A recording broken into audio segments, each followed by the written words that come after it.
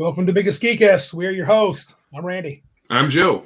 This is episode 129 of our show, and the date is Tuesday, March 7th, 2023. Yes, and the year keeps marching on. It do. Welcome, everybody, here in Chatland. Yeah, we got a crew already. Look at them. Yeah. Legacy Game Mastering's visiting for a bit. Malachi in the house. Look at him. Tim Scott. Dimmy. Timmy. Martin's son. Patrick. Yeah, can't forget Patrick. Powder Puffs in the house. That's good. Good crew, man. How are you this fine evening, Joseph? You tired? Hard day at work? I tired. I've been loafing.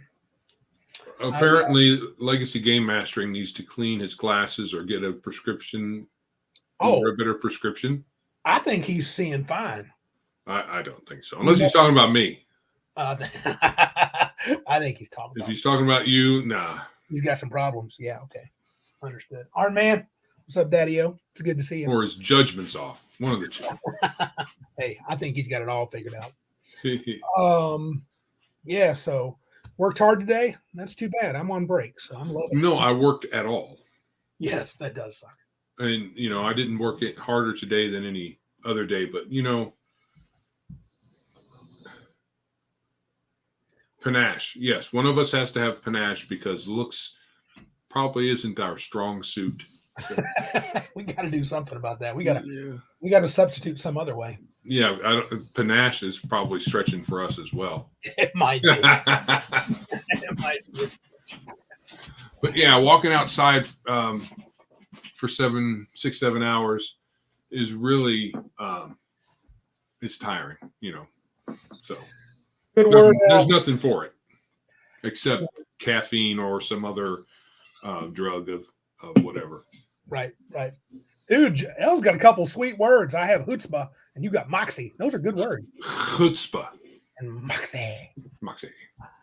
Oh, yeah, you're walking all the time, dude. That's some work. I got up about 9:30, rolled out. Walking isn't that strenuous, but walking all day kind of is. All day long. 10 miles catches up with you real quick. Yeah. So I got to the gym, ran a few errands, had a nice lazy day, came back, very exciting, had to put a doorknob on. It was very cool. Put a new printer together, get it going. It was easy. So I have had a pretty fun little day. And so. We picked up our dog. Oh, you did? Oh, the new one. The new doggy. Cool. It's not brand new dog. It wasn't just popped out, but new for us. Only 2 years old. Is she pretty good with the other dogs? Oh yeah, she wants to play. She's 2. They're 13, 14. So there's a little adjustment that needs to be made, but it's not too bad. Gotcha. Oh, Iron Man said he got a little D&D report. He said his 6th to 7th level party almost got TPK'd by 10 zombies. Wow. Now that I think about it, they didn't register at first. 6 to 7? They must have been beat down, or were those yellow musk creeper zombies? Those are cool. They had to have been rolling a lot of multiple ones. I mean, even older school 6th to 7th level parties should be able to handle some zombies. Yeah. Well, even with poor rolls. Maybe like juju zombies. Those are pretty tough. Juju zombies, that's a little tougher. 10 juju zombies. You don't want none of that. It's even at 6th level. That's going to hurt. Remember, I just know I like the name Juju Zombies. Yeah, they had a little more to them. I'm pretty sure they could. Couldn't they like poison you or inject you with something? Right. The man with the plan, Calvinoni's in the house. Welcome. Reactionary Principle Gaming with Mr. Max Walvan. Glad you're here, Mr. Max. That's cool. Powder Puff says she loves the other pup, Mars. Sparky gives her the stink eye. Yeah, I found that not surprising. There is a little jealousy going on. Oh yeah, they pout a little bit but she's new in the house, so she's in our face and she wants attention. And Well, the cool thing is she didn't spend hardly any time. Come here. Did you leave the room because I started talking about the dog? Sparky is in here moping.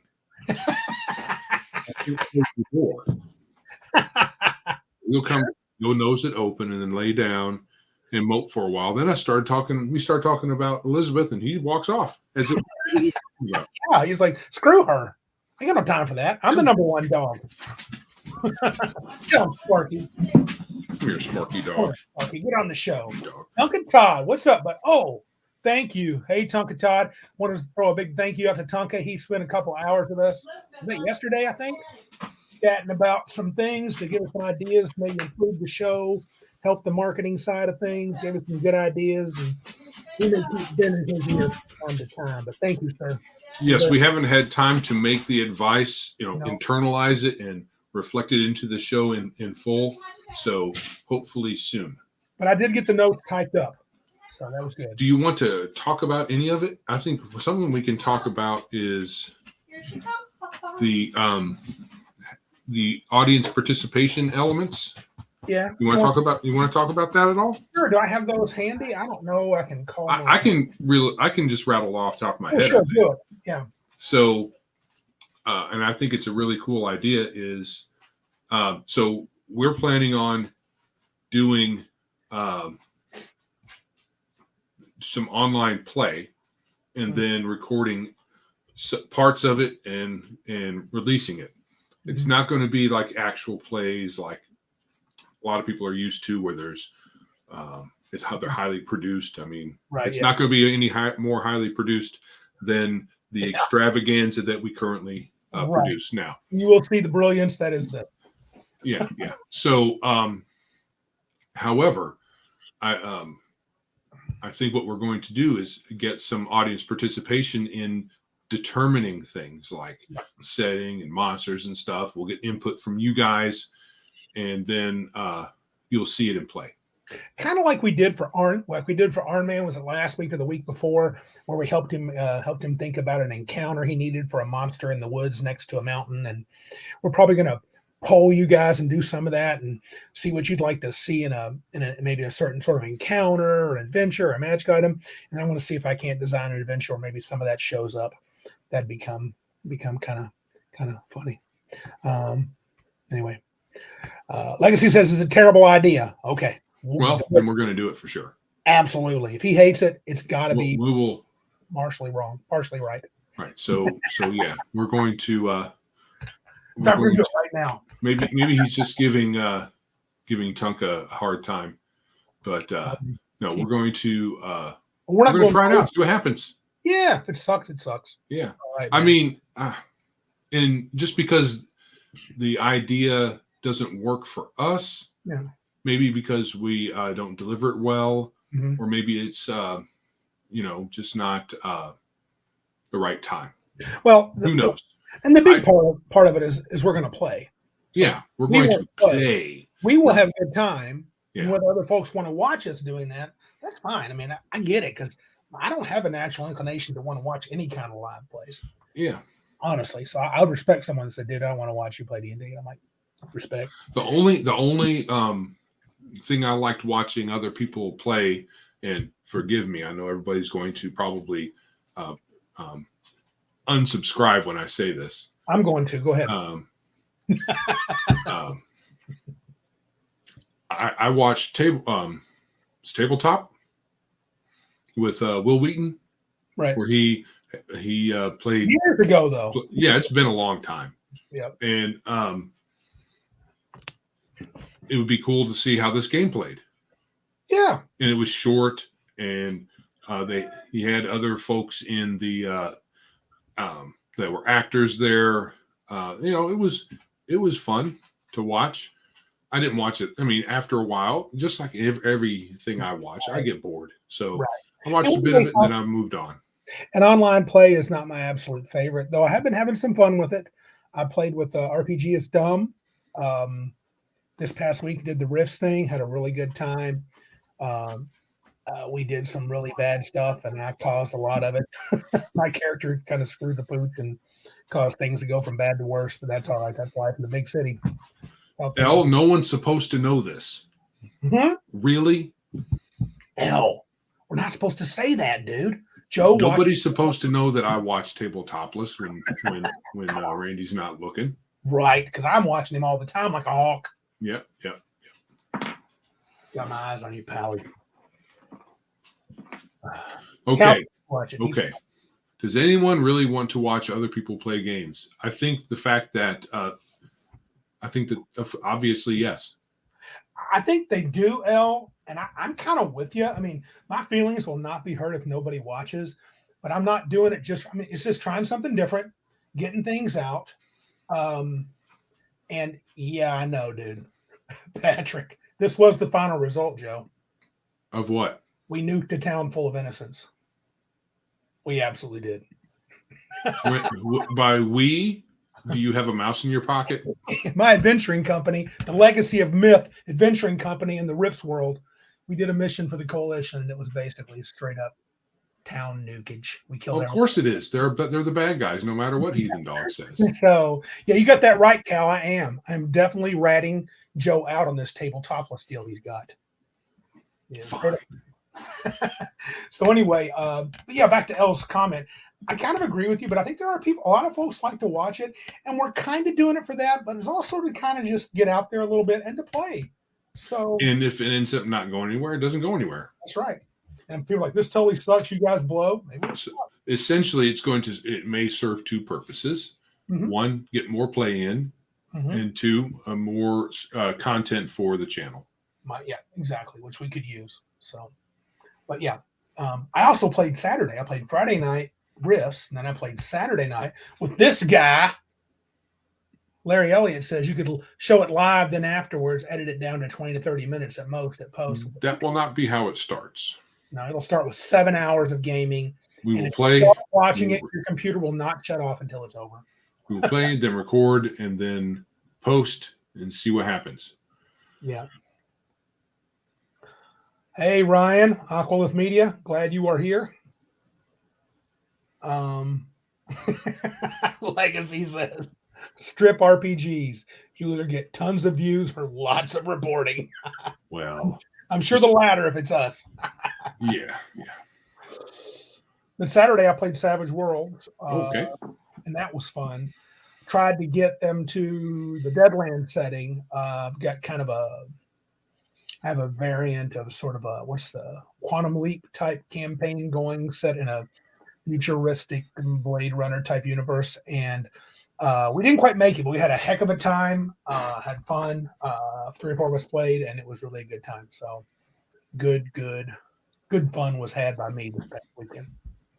So good deal. Did you get any game in it at all this weekend? Absolutely not. So this is after I get out of work, I sit in front of my computer and see alerts that you have errors in your system, and I investigate the errors, find out what I'm supposed to type in to fix those errors, and I do that, dude. What happened?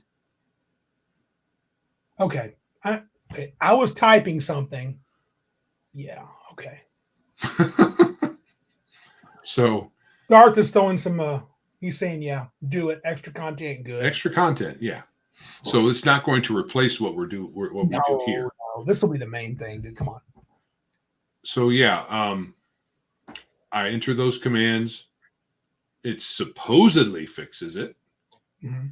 And then when I restart the computer, the alert remains. Oh. So that comprises almost all. I mean, I've done that so many times now.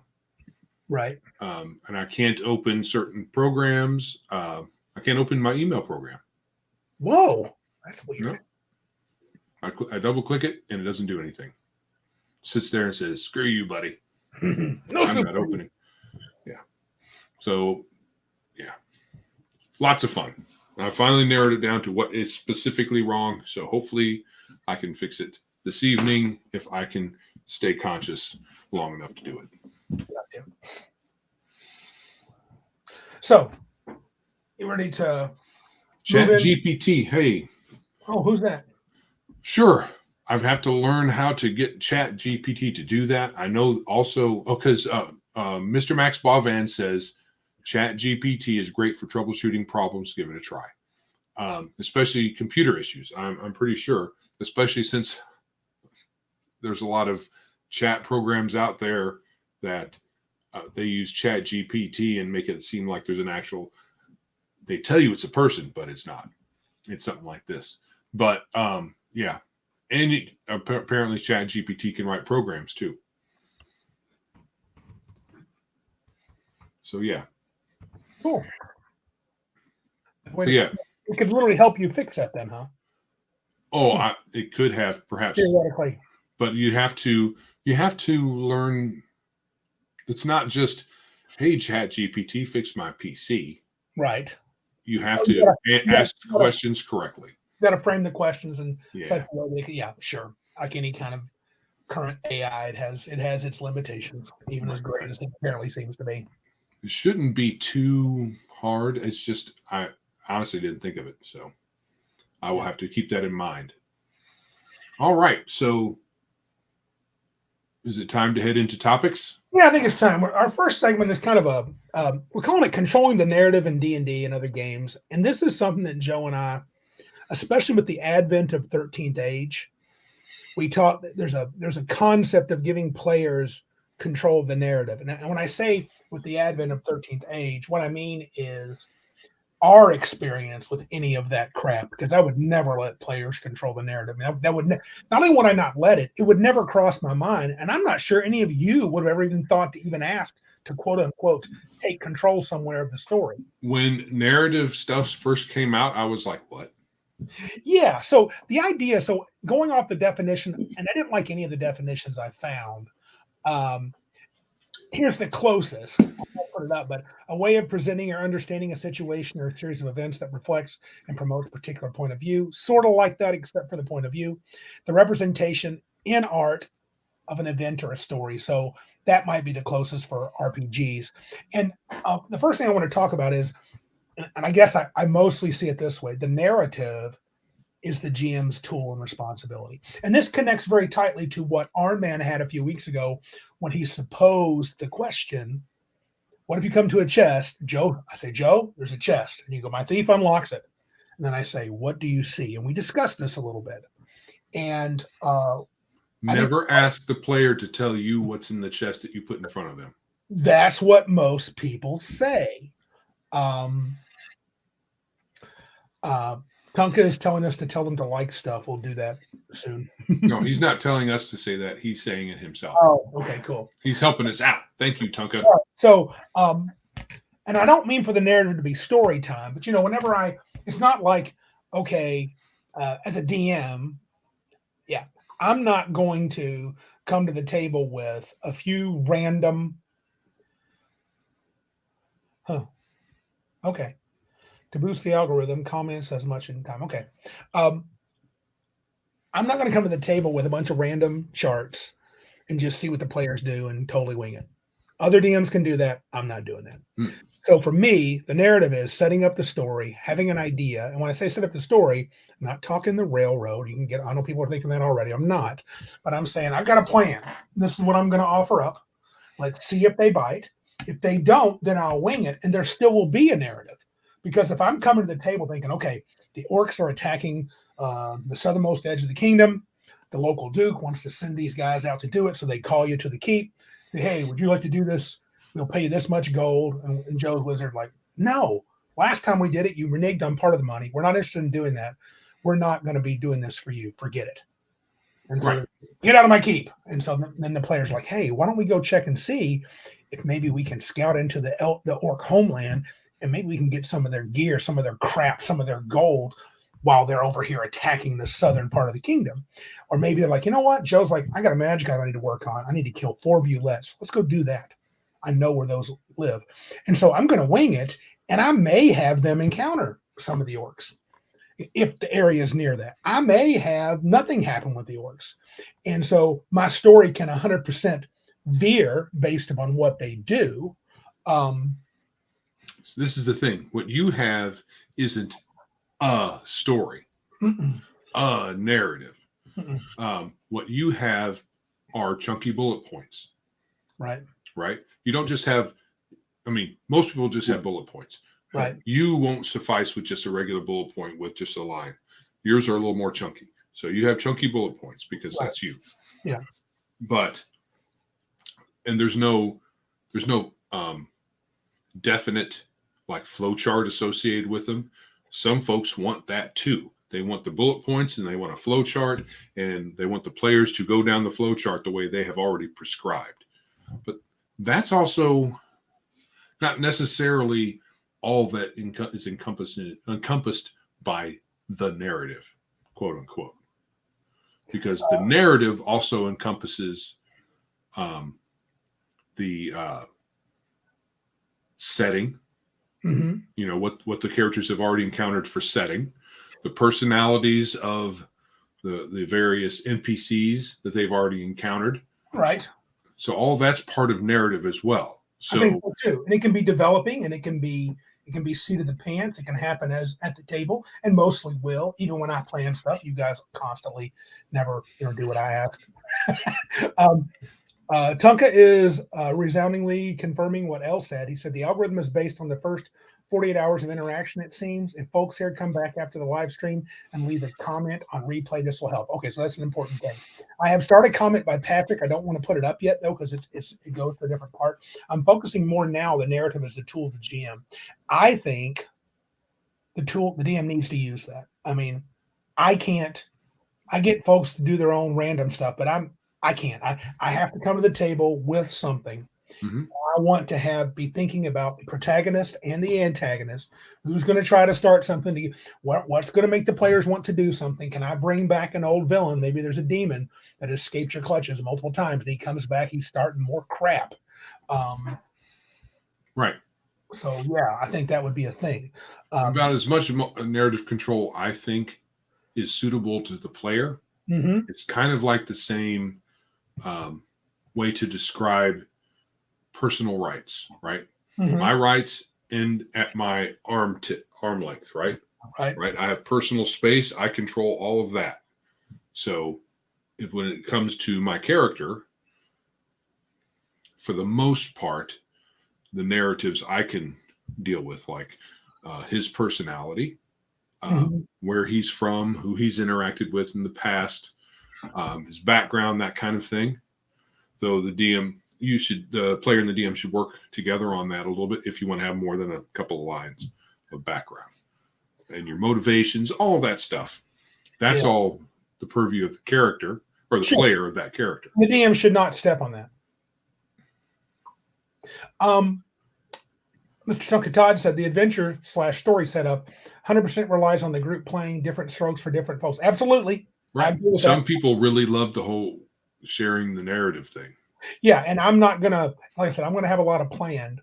Side note, Larry Elliott says, though I just entertained myself even more listening to Joe and Randy while topless. Apparently Larry is currently topless, so I guess that's the way to go. I think as a DM, I'll feel better if I have a plan ready to engage. I think when it comes to players doing things, there are pitfalls and advantages. This is where so we're going out beyond your arm length. I like that description, Joe. So the players, you control your character only as far as you do. Mm-hmm. How much can you affect the world, and can you quote unquote invent things? Here is Patrick's comment, and this is I would call this a minor thing. Patrick Demo says, I like small bits of narrative control. That is for his own personal character, like the time he used influence on a token. So this is 13th Age. He used a token to be able to turn his ray of frost into a ray of fire against a freezing cloud that downed everyone else. And I can be cool with that. That bothers me less, but there's a danger in giving, especially 13th Age, when you give too much control where the players can alter the scene or alter the truth of the world. That gets a little dangerous. Oh, Mr. Boivin is going sockless. Yeah. Nice. Only weirdos will be titillated by bare feet. Mm-hmm. Tucker Todd asked Joe and Randy, when y'all begin to lay out an adventure, do you start with big bad evil guy or MacGuffin? Depends, but for me, it's almost always the big bad evil guy. Oh. Yeah, it almost always is. And Elle has some questions. But that's mainly because you don't care about treasure. True. Treasure doesn't really offer. Yeah, that's fair. And it sounds, I mean, and I know you're saying like, Like even my wife this past weekend, Ben, we were playing the Savage Worlds game, and my wife came in afterwards and goes, "Man, Randy was really generous." And she's like, a double take, and she's like, "What?" What he meant was, I let them attempt some pretty crazy things without having too much penalties. I was going pretty loose with the rules, but I kind of was having fun. But what Joe means is I don't give treasure out, and he's not wrong. I don't do it. Honestly, I joke like I do it to be stingy. Honestly, I just don't think about it. Don't think about it. Because to me, the treasure is not the most important thing, but I know it's something I need to be considered of because players want it. L has a question or two, and I think these are good. The world narrative seems weird. The world or word, probably the word. I don't disagree. Not in the way Table Breakers screwed up the past few weeks. I'm correcting. The GM builds the world, but through choosing quests, the players do control the narrative. Yeah, Sure. True.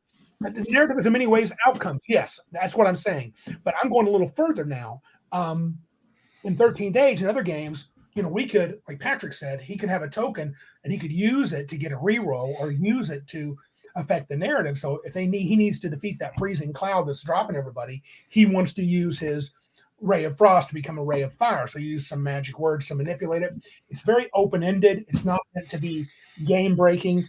But one of the problems I have with narrative control is too many players, and I find this to be true. Players who don't DM as often, I don't think they're as good at narrative control in that environment because it could be that Patrick he just says, I want to use my fire because this is kicking everybody's butt.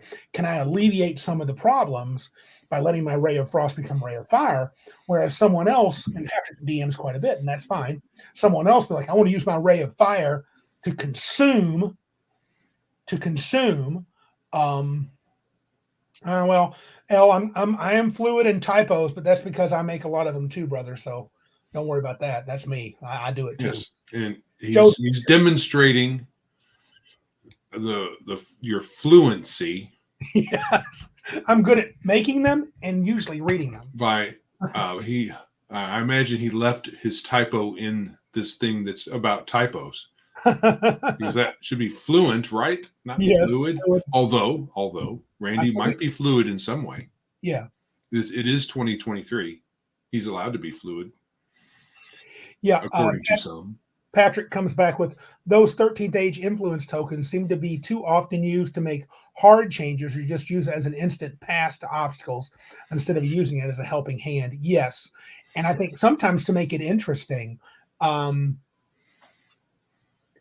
yeah, that's where I have, and it's just my observation that the people that I find the most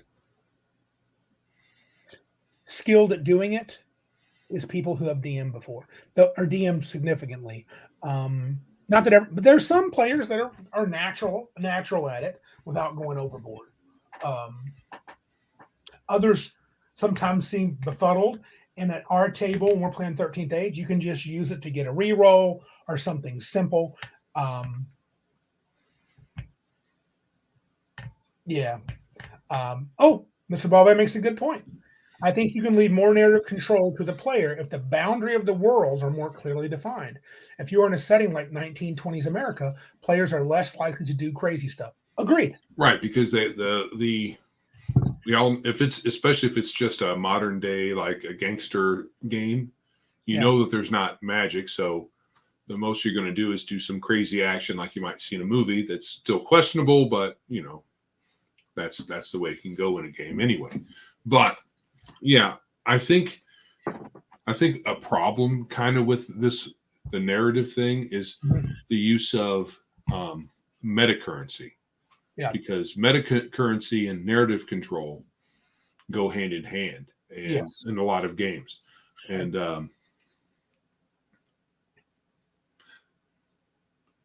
I used to be okay with it, but at this point, I think I would rather not there be a currency. I think having a currency causes the players, whether they would say it or not, I think there's an underlying tone that if I spend this currency, I better get something good for it.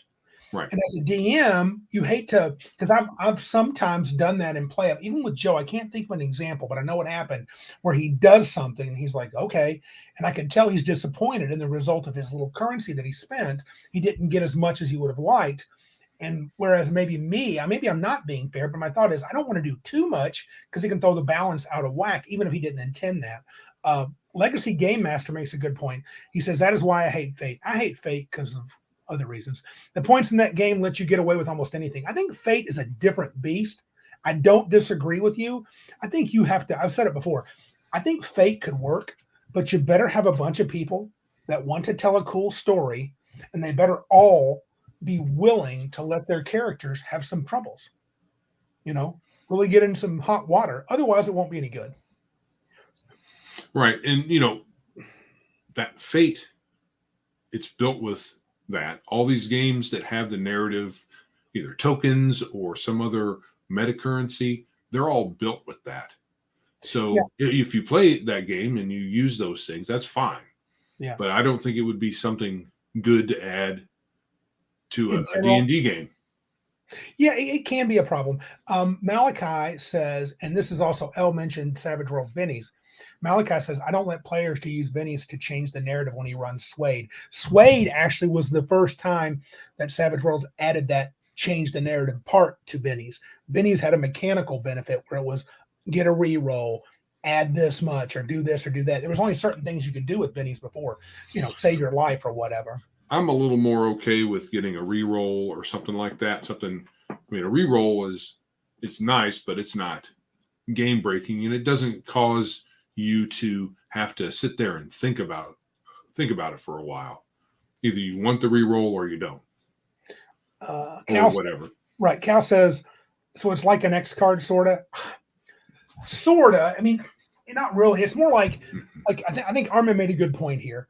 Like he said, one way it might work, I was a player. We entered a medieval chapel. Instead of the GM explaining everything, he just asked, what are you looking for? I said, I want candles. Yeah. And then he could say, yeah, but I think in 13th Age for sure. I'm mainly speaking from there and even Suede, but my Suede use Savage Worlds, when I say Suede, my Savage Worlds usage of narrative control is modified by the fact that I did it first in 13th Age. I think more of a 13th Age thing would be, not only would he be able to ask for candles, he would say, I go get the candles.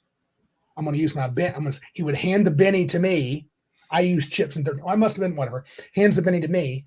And then I go, okay. And he goes, I go to get the candles. And they're there. So it's a little bit more about really affecting things. Hey, Long Shot, what's up, dude?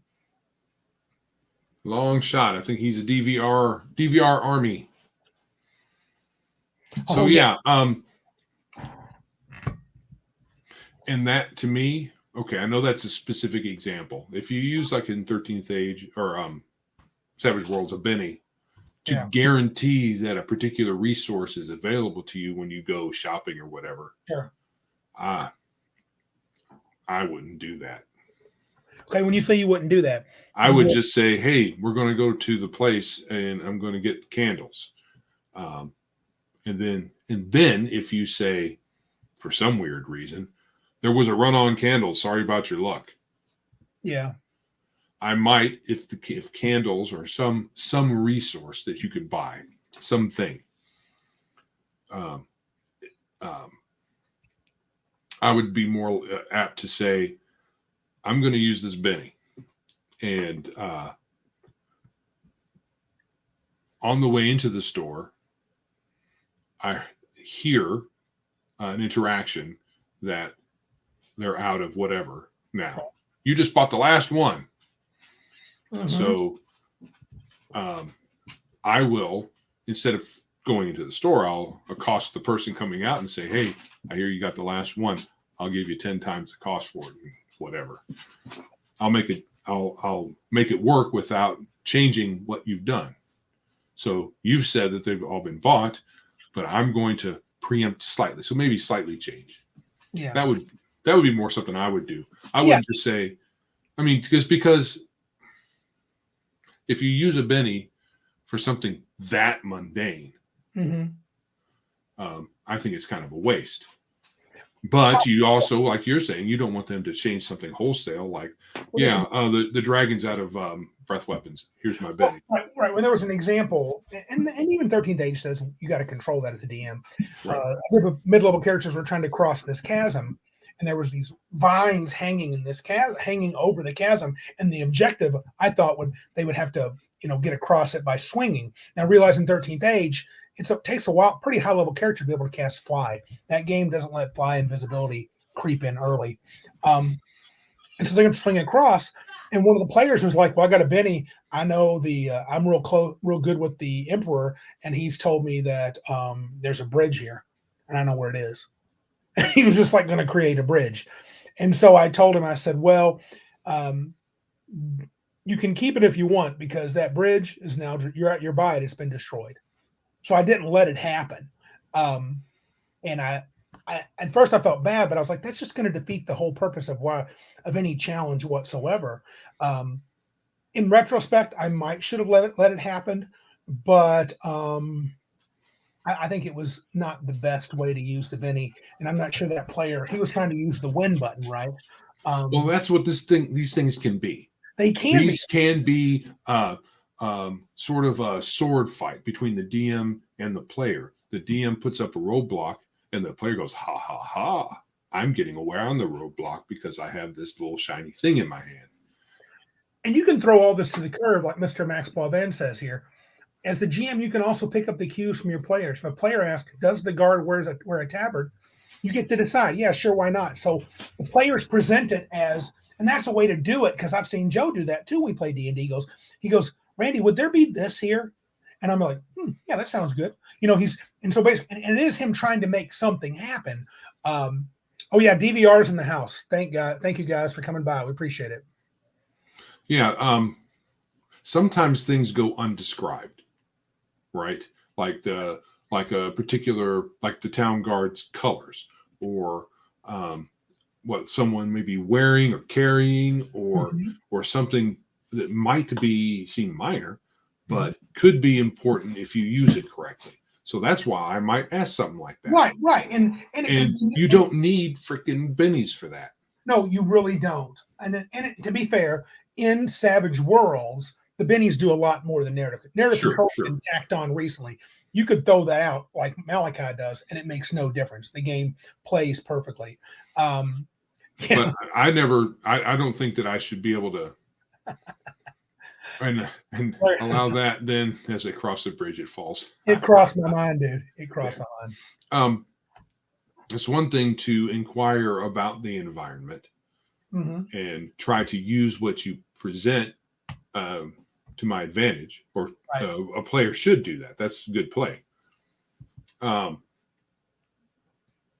But getting into this kind of escalation sword fight type thing with these meta currencies is kind of odd. Makes for to me, it makes odd play at the table. It can. Instead of the normal, and maybe it's because we're old school.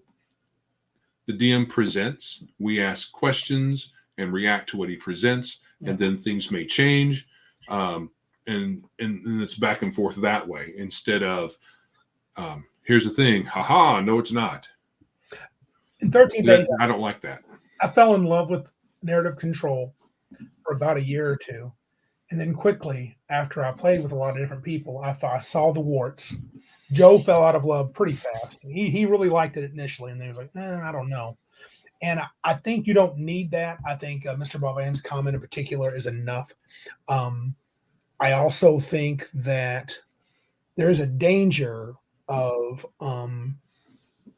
just too much craziness. We had a situation at Cabin Con once where you were fighting a Beholder TM in the stage, and you guys were throwing your narrative chips all over the place. Yep. It just got crazy. It did. And one of our players was like, one of the players, Dave, remember Dave A? He said, I don't let them use more than one chip at one time. And I thought, you know what? That's actually brilliant. Because it becomes too chaotic. That's one problem we've seen. Too much narrative control. Well, this is true and that's true. Well, it happens to be that the ogre is actually at one time was a friend of mine. I pulled a thorn out of his toe, and someone else goes, and I pulled he had a bunch of burrs in his back, and I took them all. He's a friend of mine too. I mean, they keep throwing these chips out there. You're like, okay, he loves all of you. Next encounter. Right.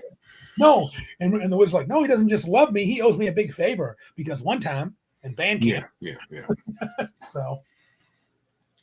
Yeah. So I think at least for the games we like to play, I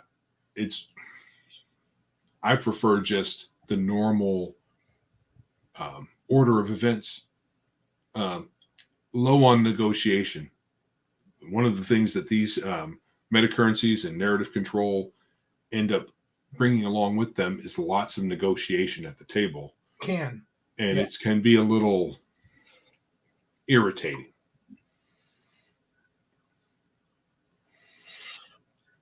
That's the problem. Legacy's got, that's what I was trying to say. Being able to fundamentally alter the game does no one any favors. Yeah, and I think it feels like a cheat button. Yeah. And it just, that wasn't so great. Yeah, we happen to have how did you guys just happen to have a torch? You guys had fallen in the water and all your torches were lost in that fight with the serpent. Well, Joe said, just by sheer luck, I have an eel skin bag and blah, blah, blah. And I got 7 torches. How convenient. I mean, 13th Age, you have your, what's the metacurrency for 13th Age? I can't remember off the top of my head. Influence, not influence. Oh, relationship points, technically. Right. The way they initially had them work, it seemed like a lot, is you got your favor up front and done at the very beginning of the session.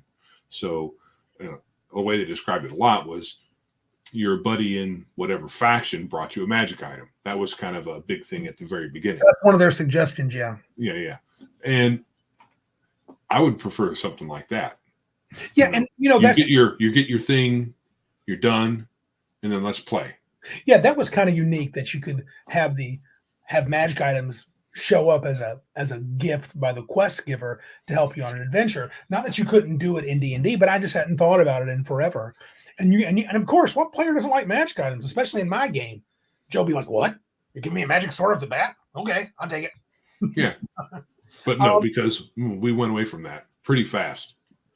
The Elite Gamer says 13th. I didn't go away. I mixed it up some. 13th Age is a strange game. Yeah, I don't disagree. But if you stripped away the relationship points altogether, the game would still play very well. Yeah, sure. It's got a chassis that is very almost to its fault well balanced, and you can play some high level action adventure games with that. Right. What about this? We had this happen in our Elysium campaign. One of the guys who used to be in our group, I think he did it first. He used narrative control because he was running out of time on a slot one time. He wanted to finish up in 4 hours and he wasn't going to make it. So he narratively described not the rest of the adventure, but he narrated through part of the Isle of Dread to get us to the final combat he wanted. Then we had the final combat because he looked at his watch. He goes, "We're not going to make it." What do you think of using narration that way? Or would you? I mean, good question. What do you think of it in general? Well, given the very singular situation that you described, it'd probably be fine there. Okay.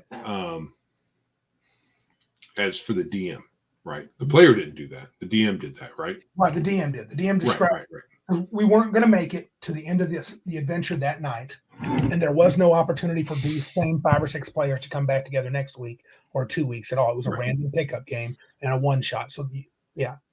So given all that, then fine. That's all fine. But if you do that a lot in your home game, it might end up becoming a crutch. Yeah. So I would say all these things can be just tools in the tool shed, right? It's something you can pull out and use when you need to. I would be loath to do it in a true campaign style, because if I'm running a campaign, we just stop where we stopped at. Yeah. Yes, Patty. Yeah. Correct. Currencies, fate points, luck. Yeah, all that kind of thing. Especially if it's more narrative control and less like a bonus to, a reroll or a bonus of a one-time bonus, something very narrow. But when it's fairly open-ended, it can be can just bring, in my opinion, kind of irritating situations at the table. It can make a session last longer just from the negotiation of it. Yes. Yeah. When I think about it, have we had that experience at 13th Age? Have you felt like we were negotiating a lot? Maybe I'm just not remembering that. I'm not disagreeing with you. Okay. Our group, once we got used to it, it went kind of fast, but there were lots of times where people were like, I don't know what to do. What should I do? What should I do? Oh, yeah. That started out like that. And there's some people never really got it. And I think that's why they stopped wanting to play 13th Age and they went to other games. Yeah. Because that you're kind of on the spot. I mean, if you have an easy out and just say this is a reroll, then you'll save it for rerolls and not worry about the other stuff. If you don't want to do the talky things, Elle says seems like a game for party night, getting drunk and playing 13th Age. It can be. It has that kind of use. I think as a game, it's fine. I think if you wanted to take out the narrative elements, I think it plays well. I don't think, unless you try really hard as a DM, you're not going to get much surprises. Me and Joe have talked about how its combats tend to be predictable. They're hard in the first couple of rounds, and they get easy, and it's over. The players, and as far as I can tell, the players always win. But I know people will have different experiences, but mostly that's it. Right. And I'm not making some pronouncement that no one ever in any game table anywhere around the world should ever use metacurrency or narrative control as part of their game. But I just find maybe it's just me being a grognard and old school. I can just ask the DM what's going on and make use of it. Right. Well, like I said, if you have something that gives you like rerolls or something like that, that's okay. Yeah. Now, 13th Age has that too, characters with those kind of powers. And I had a combination of classes once that made that insane. Yeah, so this is fine. Adding dice, using certain, like if you get it, hey, I'm going to spend this and get another use of my special ability or something like that. That's all good because it's quick. Yeah. It's quick. It's not trying to figure, and people will try to figure out the angle with these. We know folks that are like that. Yeah. We got players that will try to maximize every situation. Yeah. I don't think you lose the need for a GML. He said, what's the dang point? He said, damn point of a GM with meta currency. I think the GM still got the same role. It's just how much he's letting the players influence things. Yeah, you can go overboard if you're, but in 13th Age, there's a control of only so many options do you have that session. You don't get to change. It's not all game long. So at my table, you're going to end up with a max of, gosh, can I remember? Is it 3 chips? Something like that. You have to roll, and even get that, you have to roll a 6. It's hard to get a new one too. It's hard to get. You use them, they're gone most of the time. Yeah, but I can see where Elle could think that. But I mean, the game is really fun. It's very simple, easy to get. We've talked about it. I'm running it at Cabin Con this year because it's easy for people to jump into. We'll get to that later, Cal or Elle. We'll talk about that in a little bit. Yeah, Cal's got the right of it. It's a collaborative storytelling element. Use it if you want to. Use it to. You might want to see his laughter at the end of that. Okay, it's fine. But I mean, it's collaborative storytelling. I don't have an issue with it. I think there's a place for that. I have enjoyed that at times at the table. To talk about Fate, that's the only way I would consider playing Fate, besides not having to buy the book. If we're talking about collaborative storytelling, in that there is the emergent story from gameplay. Yes. Yeah. Well, I don't. Like I said, I'm more open to that than Joe. But I think there's danger to what I'm offering. When you open that up, you have the problem of the players that want to take advantage of it, the heavy negotiation. I would agree with Joe that when Joe's playing at the table, I would probably not choose to have that be much of an element. Not just because of Joe, but I got a lot of players that would prefer it not be there. He's not the only one. Right. And I don't need it. I'm just said I could do it. Yeah. I'm just not into story time. We're here to play a game. Not for D&D. Not for D&D. Yeah. So you would have no interest in playing something Fate at all, then, for sure. Well, Let's I take it. have heard people say that the stuff that the folks in the chat are saying about Fate Mhm. and all that, they'll say, you guys are wrong. Uh-huh. Fate's not like that. Yes, So I can't really say. I've never played Fate. So it's like that. Yes, you have. You I played have. it. Dresden. Oh, yeah, Dresden. Yeah. We didn't get And that far, but it was a short one Yeah. session, kind of thrown in the deep end. So I don't really count that. Especially since I was trying so hard to think of ways to screw my character over. Fate is crap.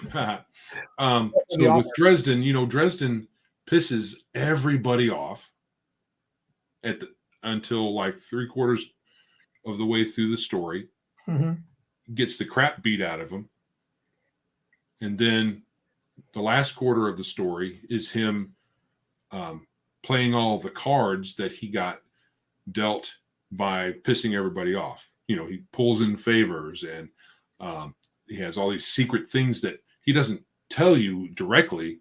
It'll be like, oh, and then I tell him things. And then, later on you reveal what things that are told and all this stuff. And he ends up being able to like turn the tables with a lot of the things that seem like he's so, down on his luck. Yeah. And then since we're playing Dresden, I was like, well, let me see if I can figure out how to do this and do that. And it was, I was too focused on that instead of paying attention to the game. Yeah. Duncan Todd makes a good point. He goes, a fact about storytelling in D&D is that is not taught to newer players is this.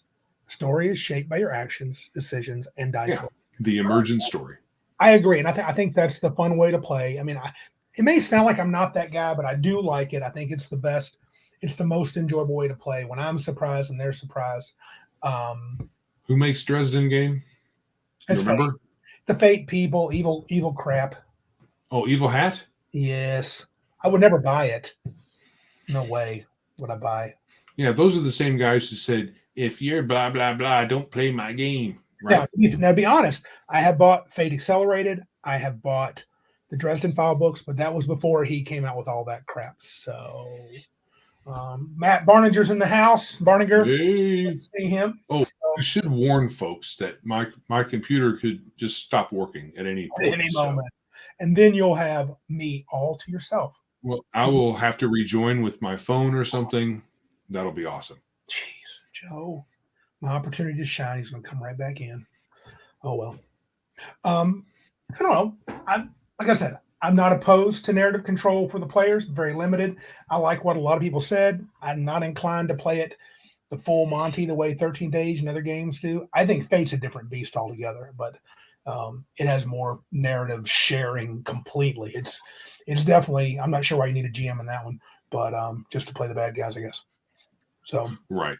So yeah, if you're trying to play a game and it devolves to story time and you roll a die every couple of hours, right, then that's not for me.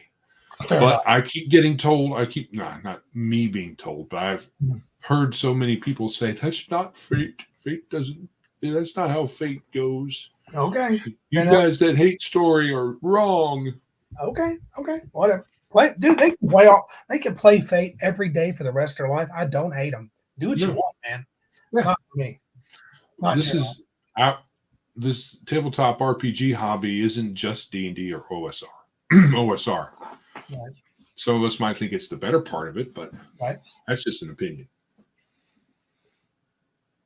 Yeah. Iron Man, that's not now 13th Age suggests this too.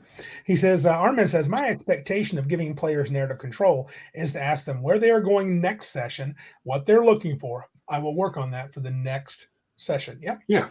13th Age suggests that. That's all fine. Yeah. I mean, there's how many people suggest that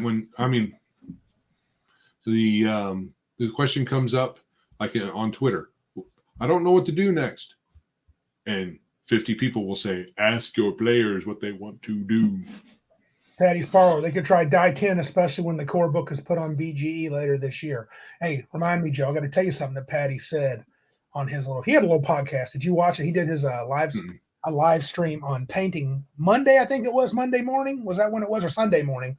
And I got to catch it live. And so we got to interact. It was good to see that. Patty's a sweet little painter there himself. So, did you see Patty? Do you know how tall he is? I do not. He could be a sweet, large painter. Yes, so, he could be. He is a sweet painter. I don't know his size, but whatever. He's cool. I will not assume his height. Have you tasted him? He might be salty. I'm assuming that he's sweet. Okay. He's such a good dude.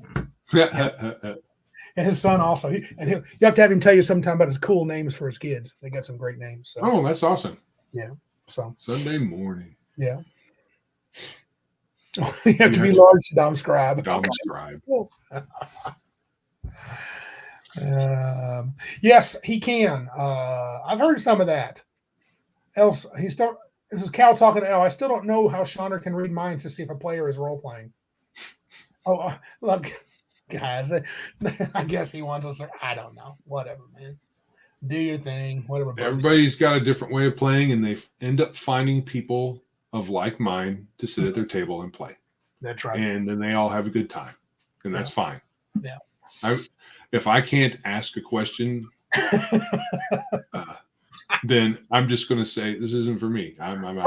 I would have almost killed to have heard Shauner, to know Shauner's philosophy before Joe had heard it, just so I could do it at the table. Nope, no questions, Joe. He got up and walked out. Tell me what you're doing. Do not ask me questions. Oh, okay. So silly. I think I got nothing else on narrative control. How about you, bro? No. I think what I really just wanted to say is how the meta currencies figure in, because most of this stuff didn't even, as far as I know, we didn't talk about we didn't talk about narrative control until the meta currency thing was there as well. I think they kind of both hit the scene around the same time, as far as I can tell. Well, as far not. We experienced it. We never seen it before. Hey, is this something?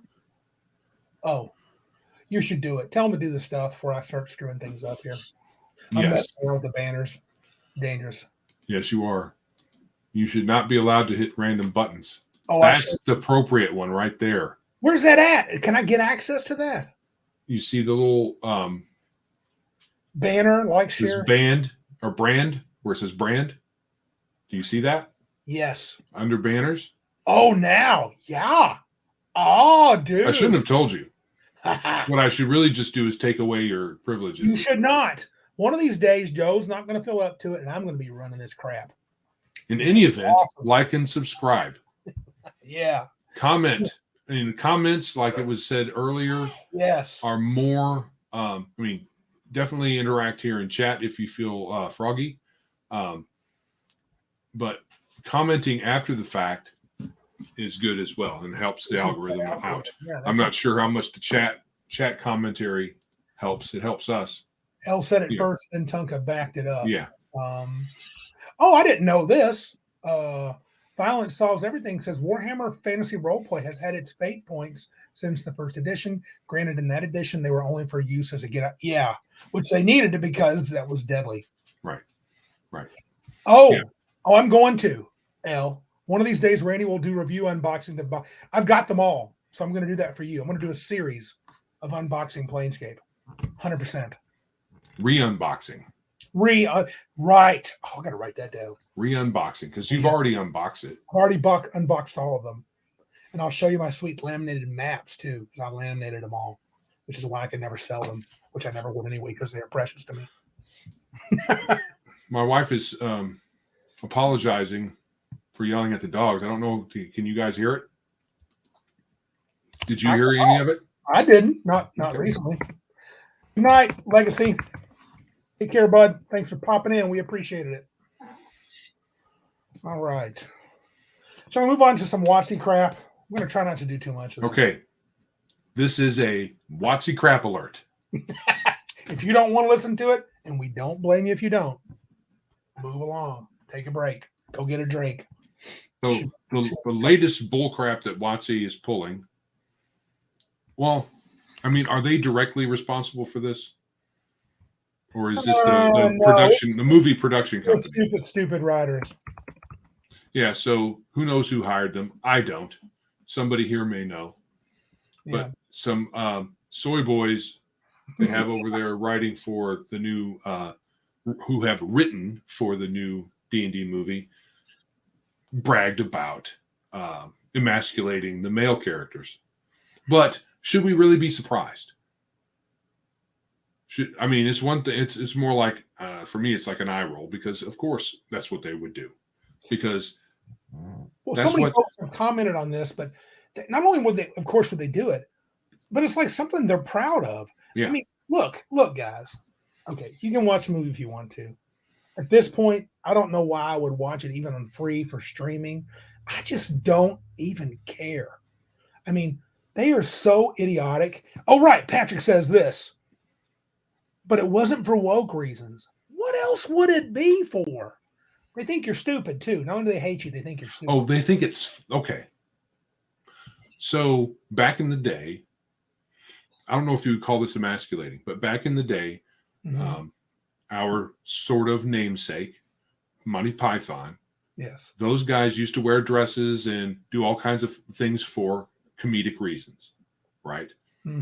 But I don't think any of us ever took that as emasculating. It was just a funny joke or gag. Correct. Right? So it's one thing to do something like that. And someone had a comment on Twitter or somewhere about because, you know, the drag queen story hour nonsense that's for some reason everywhere now,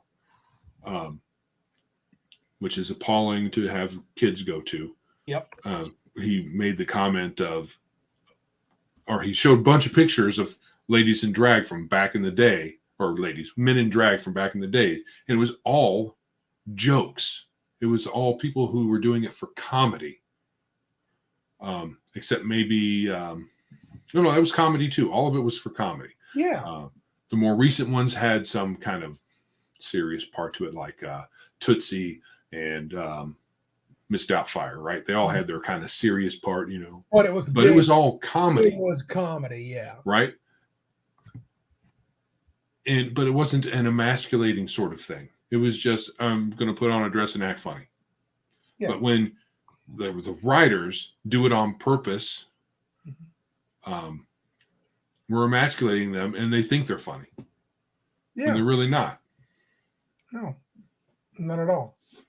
But you know what? And I saw bits and pieces. I think that somebody showed some bits and pieces in that. It was just, I think it was Chato. I don't know if you guys watched the I Am Chato. I haven't watched that in a long time. He's good. He's really funny. But he showed some bits and pieces of the movie. It's like every single male character looked like a buffoon. I mean, first of all, you got Justice Smith as the wizard, so there you go. Chris Pine is the bard, and then who's some guy that's a paladin. Even he looks ridiculous. Let's head to the orifice, he says. I'm like, oh my God, just how stupid. I mean, look, they hate you.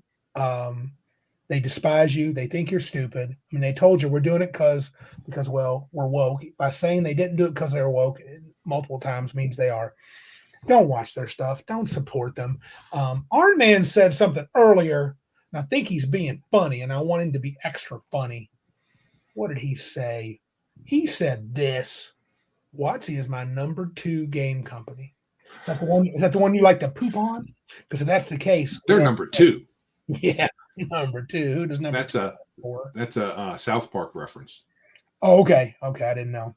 Well, the phrase isn't, but what he means by number 2 kind of is. Oh wow. Yeah, Chris Pine. I heard this too. Elle says Chris Pine produced the movie and is using it to destroy his superhero image from Wonder Woman. He was on never purpose? A superhero, and Hasbro helped with the script. No, but he was his role in at least the first Wonder Woman movie. We haven't seen the other ones. He was a good character. That was a great character.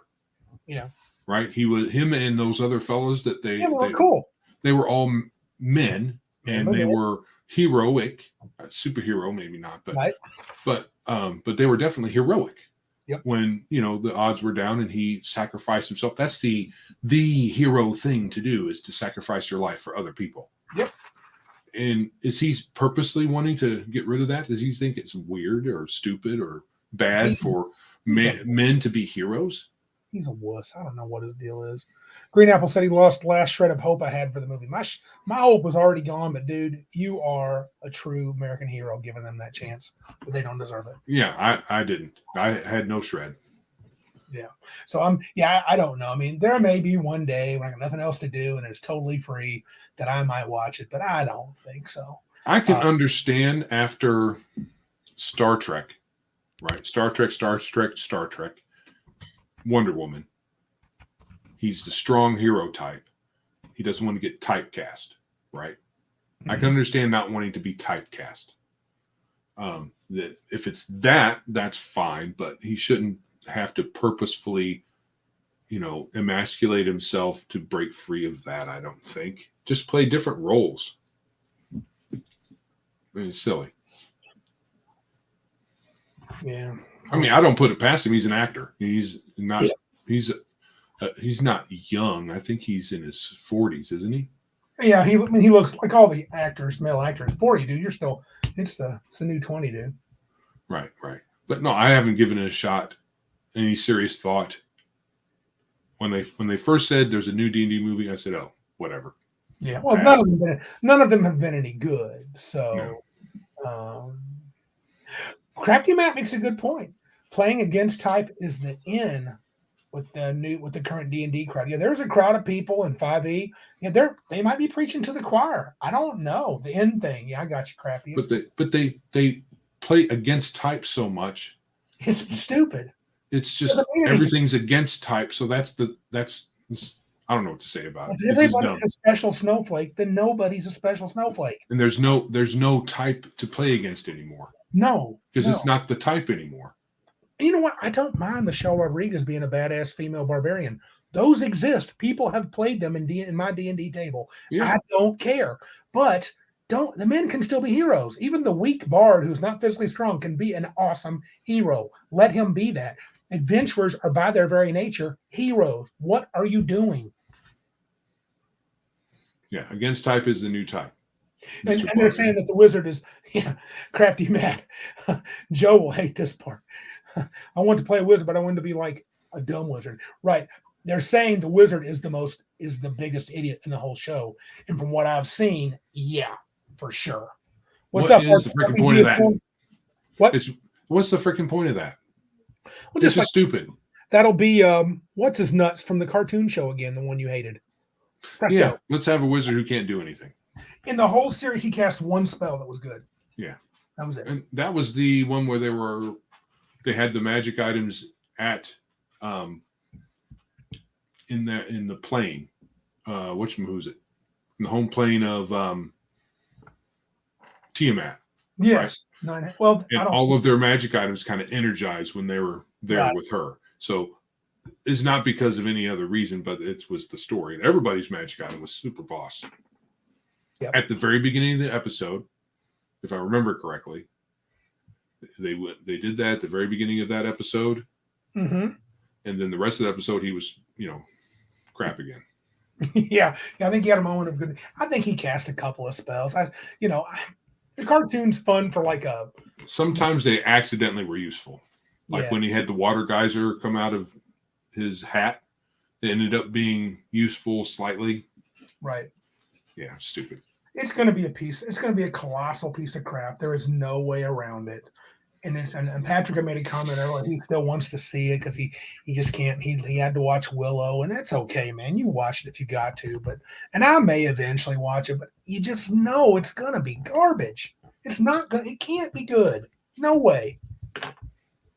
So, anyway, shall we move on to the last segment? That's enough blast on that. Yes. Okay. Last segment 3, quick hit and hard target. We're going to try to do this quick. We're going to bring up last week we talked about multiple characters. This week, and we started to dive into it last time. What about multiple DMs? Okay. So are we talking shared world multiple DMs? Or are we Right, talking about so- multiple DMs for a session?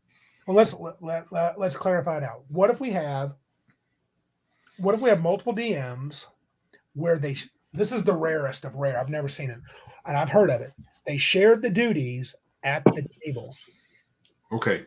So one runs the monsters, the other runs all the other stuff. I really don't get the utility. I think it's more convenience.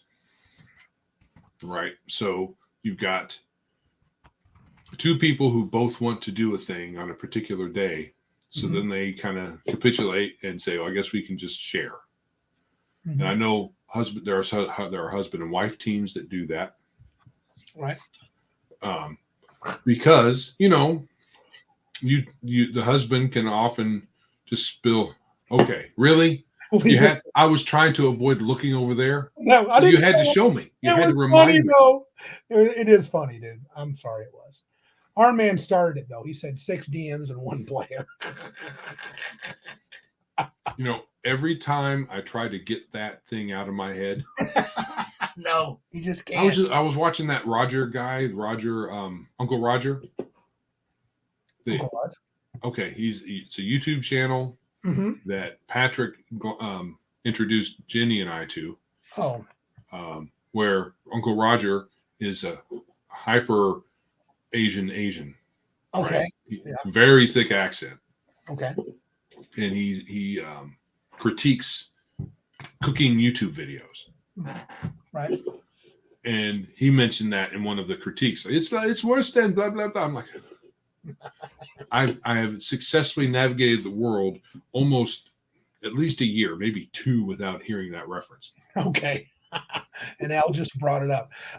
Violence Solves Everything says multiple DMs can work for a game like Shadowrun, where the DMs share a pool of characters, each as one dedicated player. They present a job mission to that player who negotiates the pay. And he finished it up here. Let me finish this sentence. The player then goes and recruits the characters they need for the job. All groups run on the same night, so players can't double dip. Or you could just have one person play who's the dude that gets the Decker from the old school. Yeah. One DM runs the Decker because he's playing by himself. Well, he's not talking about running. No. Okay. Right. No. Well, okay. So let's get because they're bouncing ahead of me. The idea of 2 DMs at the table, I think that sounds weird. And difficult to pull off. Well, I know it's been bounced back and forth. We could be co-DMs, or you could do this part, I could do that part. I'm not talking about you and me, Randy, but just over the years. And I've never really liked the idea. No, me neither. I thought it because one of the DMs is going to be sitting there twiddling their thumbs, and it's not going to. They may be okay with that though. So this, like everything else in our hobby, is a matter of preference. So there may be a group of a play group, and they often have co-DMs, and they all have a wonderful time playing all the time. Crafty Matt says something, and I'm going to counter this a little. He said multiple DMs work in the West Marches or D&D club-like setting, where you may have 25 plus players, but they are not all playing at the same time. Should never change DMs in the middle of an adventure. Well, Joe did not experience this, but I did this once.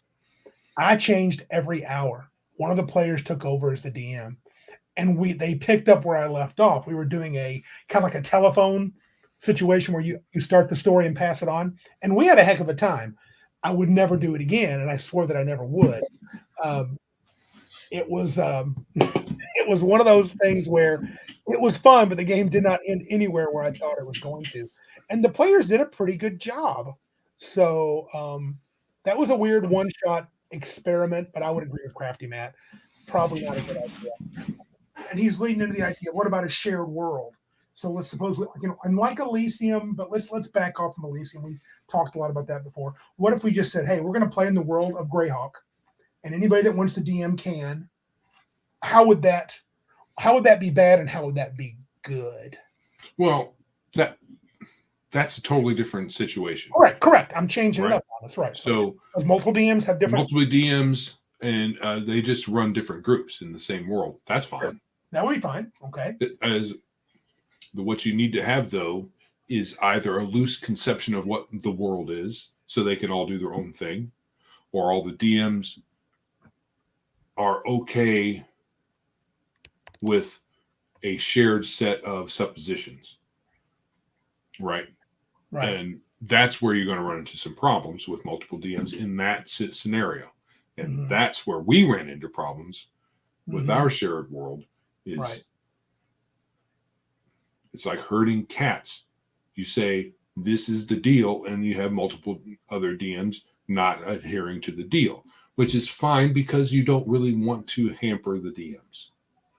So your best bet is, if you want to have a shared world so that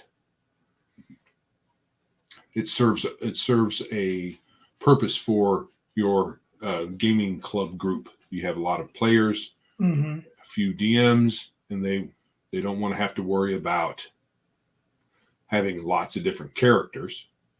The players don't. Then they can have it's a pool of players for multiple DMs, like Crafty Matt was saying. Yeah. And you just have a loose framework for all the DMs to run with. Yeah. And you're going to have to not worry about things like maybe this one DM has a different conception of what's okay treasure, and another DM may be super stingy. So you're going to have to deal with that. Yeah, and I think, what about the idea of sharing the DM load? I run a couple of adventures, get tired, I want to sit in the player seat, and you take over. So, of course, that's handled different ways. You change games, or you do a similar thing. Different DMs have different parts of the world where they run things at. Yeah, if you're saying you switch DMs after a few sessions, you do a little bit of a story arc or whatever you want to call it, a few sessions, and then you switch DMs. If that DM picks up all the same NPCs, that's a problem. Yeah, it could be a problem. RPG is dumb made a couple comments. So did Cal. There's so many I need to start. Multiple GMs create multiple difficulty levels and drop rates for different parties allegedly sharing the same world, meaning that one group gets a YouTube GM on too much, just saying very cool to everything. The other is taking limbs. L comments, it's even worse.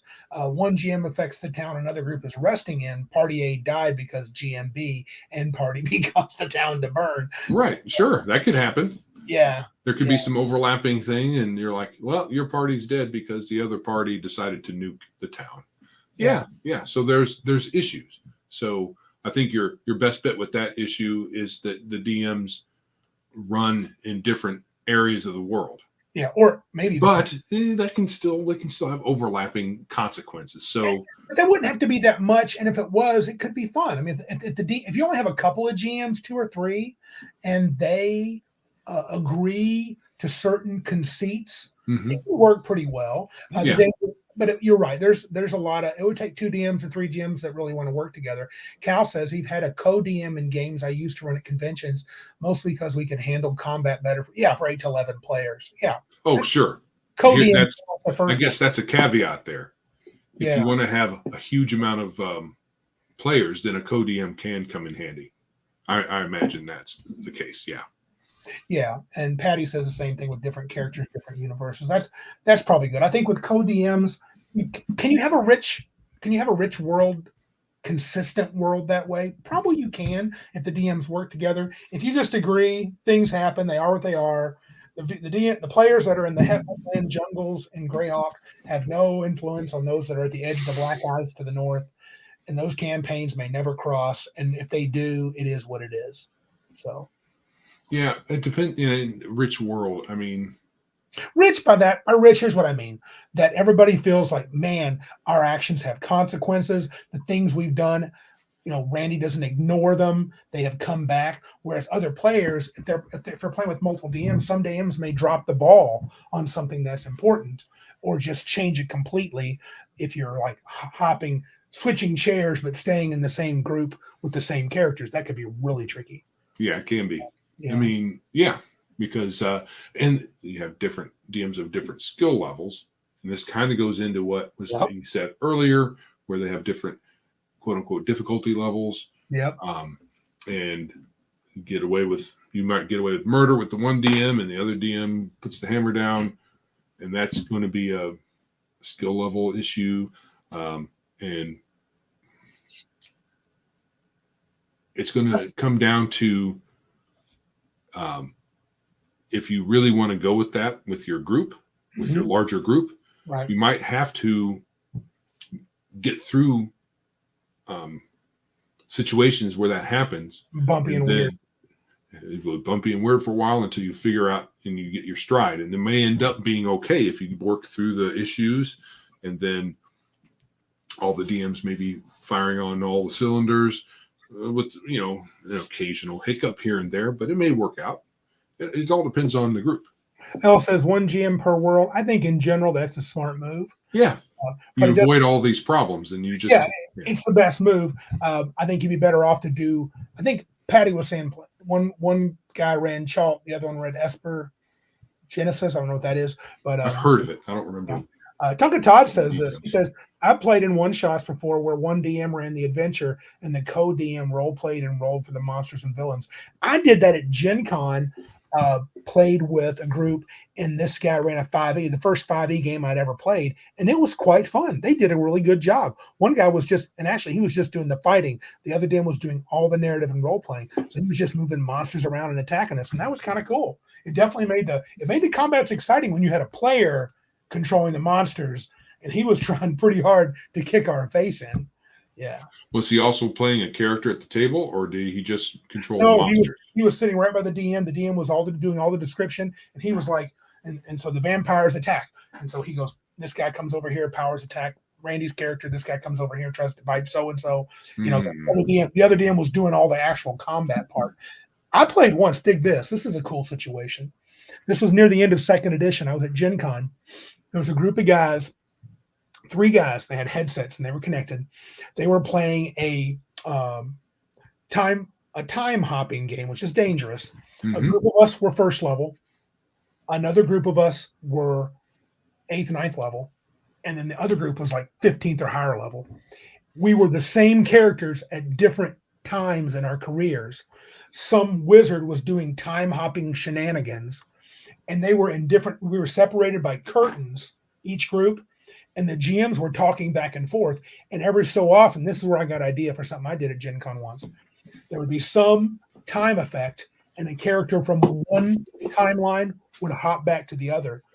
And it was pretty fun, dude. Yeah, and then what happens when that character dies? When they teleport back, they're just a dead body. Yeah. Darren, our buddy Darren at ChemCon, he was playing in it too. He was playing a 1st level halfling, and he got teleported. He got dimension hopped or time popped to the 15th level group when they were fighting some powerful demons and this archmage. And I go, God, what were you doing? He goes, I basically just hid behind them. And they were doing it because if he died, all his versions of him would die. And then one time we had a Minotaur, and the high level guy came to our 1st level group, and we're being hunted by a blue slod assassin. We're 1st level. We're playing this thing, and it shows up, and he pulls out his axe, and all of a sudden it's glowing with magical runes. We're like, where did you get that? And he is just kicking the living tar out of this blue slod. And we're like, holy crap. And we realize he is not 1st level anymore. Yeah. What was great in our group, he couldn't speak common whenever he was 1st level, but when he came back from the future, he spoke fluent common. What were you doing? He goes, never mind, blah, blah, blah, blah. I need this. It was actually amazingly well done. And the DMs would be like, you're not going to believe what this group just did. And it was so funny to watch the DMs have a good time too. Yeah. Welcome, David. Oh, yeah. Twice? Double time zones. Oh. Sweet. That's got to suck. Have you left the Darklands? Have you left Mordor now? I think you did. You emailed me and said you're now in the sweet, sweet land of goodness. Yeah. Kudos for getting out of that area. If you want to say, I won't say. Yeah. But yeah, part of the summer of love, as some people will call it, the great burning. I won't go through all of Elle's comment, but I will. Says Joe Randy, let me give the biggest problem of shared worlds. WOTC, they think Forgotten Realms is the same for every game around the world, whether your group agrees or not. So include wheelchairs. I think what they think is they want you to only play what they publish because that's their monetization scheme. But that's getting Yeah, off the. but the thing is, if Randy and I and a couple other dudes decide we want to co-DM our group of 20 to 25, depending on what day it is, Oregon to Oklahoma, all right, for David. And we work out the kinks, and one DM doesn't nuke the rest of the world for everybody else. Yeah, but that wasn't what happened with our Elysium, because Elysium got nuked. Well, it got nuked. It did happen. There was a DM or two that blew the top off one time with giving gear away. I mean, well, no, I'm talking about the ultimate fate of it was it got nuked, essentially. Yeah. Yes, it did. It did. And I never really cared for that. I didn't think that there was, that to me wasn't that was one person's conception of the ultimate fate. To me, there is no reason for it. But then again, I want campaigns to go on forever. Sure. Yeah, and he was just saying, I think it was a lot of the complaints were building up, and he got tired of it. He was kind of the main lead guy and was doing most of the DMing, and he got tired. And I understand it. It's hard to hear negatives about what you're doing all the time. It gets old after a while. Like, why am I putting all this effort in? And people weren't as excited to play, and it was time to end it. But we did allow the characters you wanted to get away. So yeah, books still exist and all that stuff. Yeah. But what we didn't do is we didn't have a set of DMs that were willing to work inside of a loose framework. One, the framework was not loose. No, it ended up becoming very tight. And we had some people that didn't really work well in the group. No. So I think if you don't have those elements and you're not willing to work around issues and solve the problems and then change a little bit of how your style of DMing, because you have to. If you have multiple DMs working in the same set of conceits, they may not all agree to them. Right. And then baseline. They'll have to in order for this to work. Correct. If they don't all agree on a baseline, like, look, we're not going past 10th level.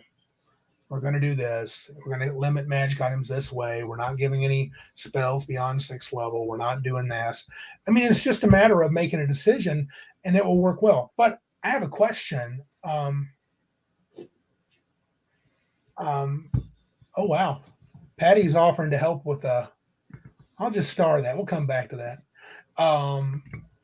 I think powder puff, which is better, a loose or tight DM. He probably depends on who goes home with the DM. And it probably depends if you're trying to hose the DM or not.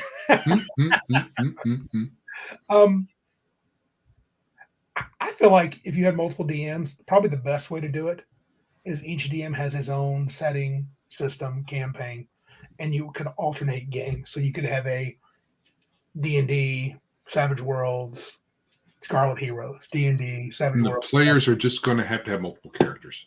Yeah, and I don't get the frustration with that. I mean, if you want to let your DM keep his energy high, some DMs need breaks more than others. Right. That's a way to do it. Right.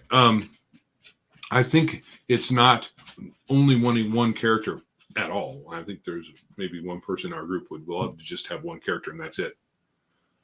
But it's more having 60 characters. Yes. Because every other day we're playing into something different.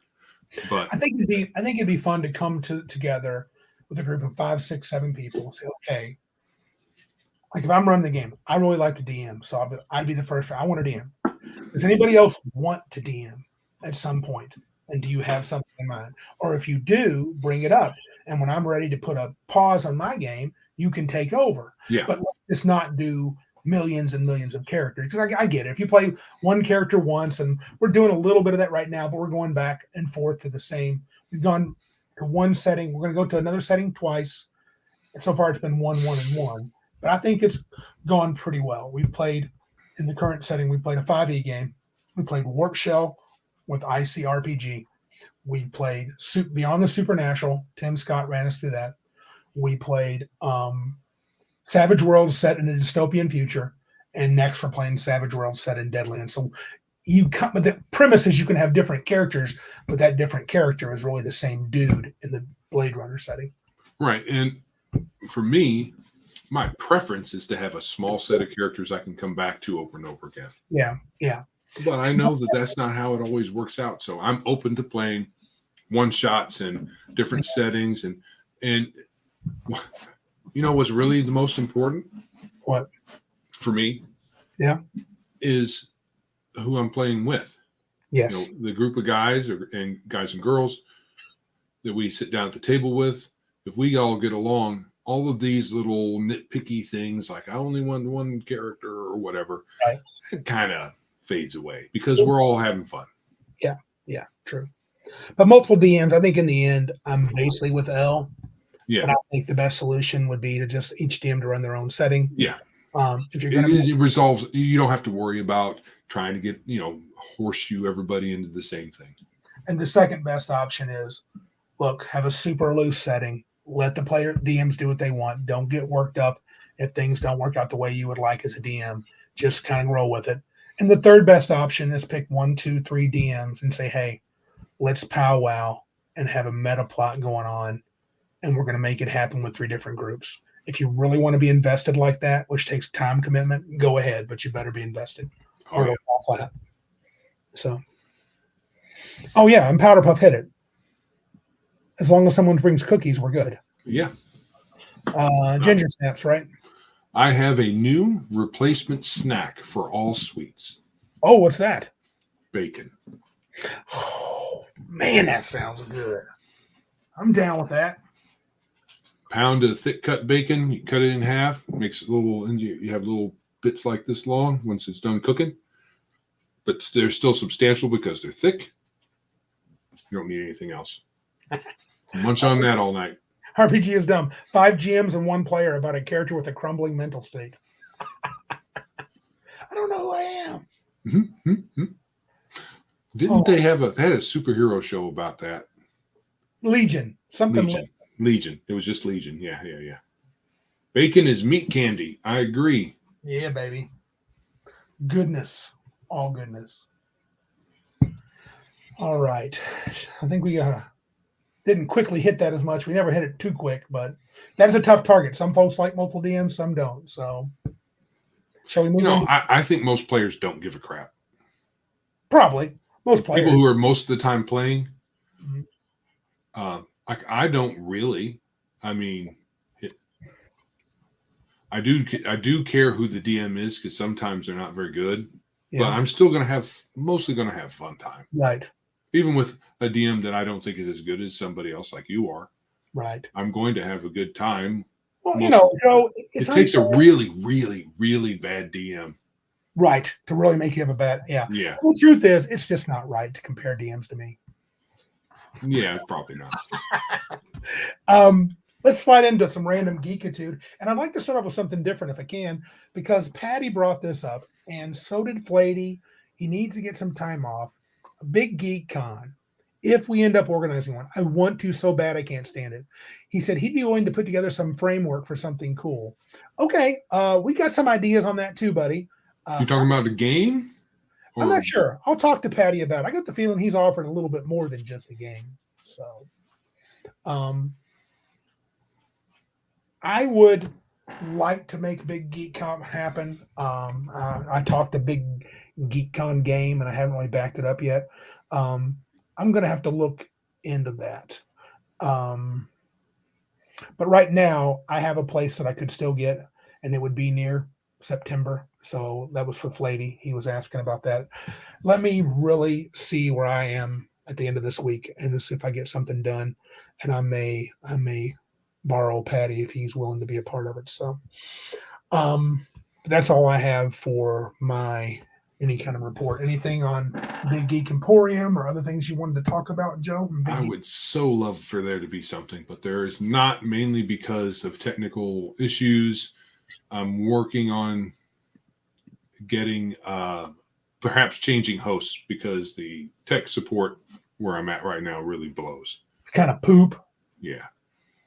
And I'm also dealing with my own technical issues with my PC. We're lucky. I probably it's because the only thing I have open on my computer is a browser. And it seems like if I do much more than that, it just, error messages. There's some things I just can't open. So hopefully I can get that resolved. Jack the 71st has been plugging Big Geek Emporium on his blog. Thank you, sir. You are a prince among men. I've had an external hard drive. It turns out that the drive that is causing the problems is the drive with the operating system on it. It's the internal hard drive. So I've had to move everything off of it, and it's taken some trial and error to figure it out. Right. Although what I should have done is what I did at the end of the whole process. I should have done that at the beginning, but oh well. All right. Hindsight's 2020. I now know which drive it is for sure, and I've prepared just about everything. I didn't want to switch hard drives, reformat, and then install Linux right before the show. I thought that would have been a bad call to try to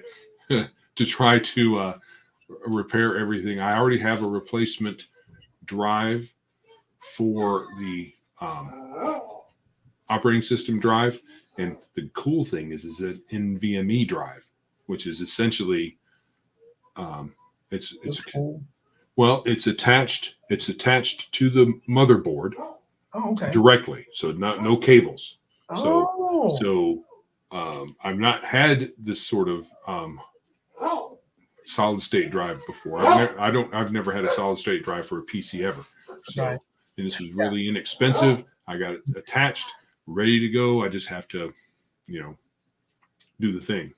Oh, you need to check out Swords and Stitchery. I assume that is your blog, dude. Jack the 71st. He salutes us. Thank you. I'm going to check it out right now, actually, just so I have it. Yeah. So with that sort of drive, it's supposed to really speed things up. So it's solid state instead of, it doesn't spin up like a hard drive does. So we'll see how it works out. Cool. But I didn't want to do all that right before the show. Very cool. Nice. I just got it on my computer. Thanks for stopping by and being part of this and spreading the word. Yeah, thank you guys. Hopefully, I don't know if I'm going to delay updating the site until after we change hosts, or if we change hosts and all that. Mm-hmm. Are you waiting till this first year is over, though, since we've paid for that? Well, I might be able to get prorated money back. Good. So we'll see. I've also arranged some funds just in case we don't. Okay. So I've contacted the tech support again for them to remove all of the backups, which is going to be dangerous for a short time until we make a backup and then just go with that. Because again, the backups, because I selected just to do one. Well, I only want one to be saved continually instead of 50 million. Every day we're going to have a backup, and then it just piles up, and then it causes problems. Well, for some reason it didn't. My selections didn't stay there. I don't know. Yeah, someone says, Joe, you're slowing down or something, but that's okay. You've done pretty well, Dewey. I think we should get out of here before your computer blows up. What do you think? Well, we would be getting out of here early. I know it's only what, 9:09? Wow. Yeah, sure, yeah. I guess I'll have to do some sexy unboxing of Planescape stuff. Yep. Martinson said I should have someone else wrap them up, so I don't know what they are, and just randomly bring one out and talk about it. That would be kind of fun because I'm like, oh yeah, I remember this. This is so cool, and blah blah blah. And L would definitely watch the whole short. He'd want to know everything about Planescape. So yes, every detail. Yeah, dance for us, monkey. Right on, arm man. Dance. You don't want to see the dance. Yeah. If you'd like to support our show, please like, subscribe, and share us where you're listening or viewing the show. We're most of the socials. Joe is podcast places and such. You can give us a little cash support at PayPal, Streamlab, Anchor, and Ko-Fi. Website www.biggestgeekispodcast.com, and you can email us at thegeeks@biggestgeekispodcast.com. We didn't have any emails, did we? Did we miss anything? Maybe. I just can't. I'm very limited right now. Okay. Big Geek Emporium. Check it out. It's awesome. Your games, your ways, baby. It's going to get more awesomer too. It is about to get awesome, dude. So anyway, thanks everybody for showing up. Duncan Todd says send him an email either tonight or tomorrow with what you talked about. Oh, look at L. I got to put this up. Shorts are all Planescapers worth. Golden shorts that you wear all the time. Oh, man. He's a Planescape-ophobe. He hates. He's a phobe. He's phobic of Planescape. Planophobe. Well, you ready to boogie? Yes. All right, guys. Good night. This is Randy. And this is Joe. Remember, can't be big like us. Be geeks like us. Really big. Extra big.